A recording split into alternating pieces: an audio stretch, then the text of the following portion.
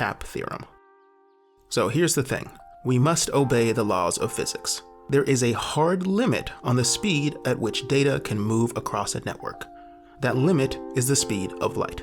This means that if you have a distributed system, it's not physically possible for two nodes to stay in perfect sync with each other. Something will happen on one node, such as a change in a piece of data, and it will take some amount of time to reach the other node. During that delay, the nodes are out of sync. Now imagine that your distributed system is a data store. It has some data on one node and some data on another node. In order to provide a useful service, that data store has to care about three things simultaneously: C, A, and P. C stands for consistency, in this case, strong consistency. This means that every read receives the most recent write. A stands for availability. The system must remain responsive and provide a valid, though possibly stale, response to every request, even in the presence of failures or network issues. And P stands for partition tolerance.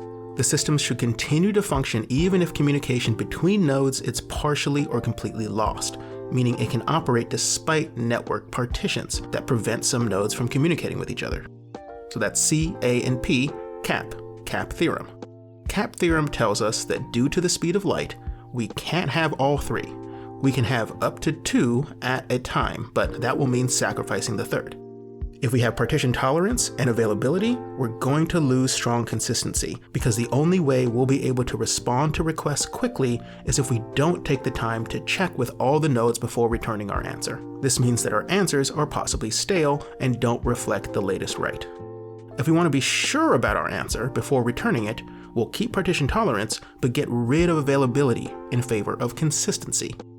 And if we value consistency and availability, we can't have partition tolerance. The only way we can guarantee C and A at the same time is to have all that data live in one place. We can't tolerate a possible partitioning of the data, so we lose partition tolerance. Every distributed database, every distributed system that you've ever encountered is inherently governed by cap theorem. And each type of system and data store chooses the trade-offs that they're able to live with.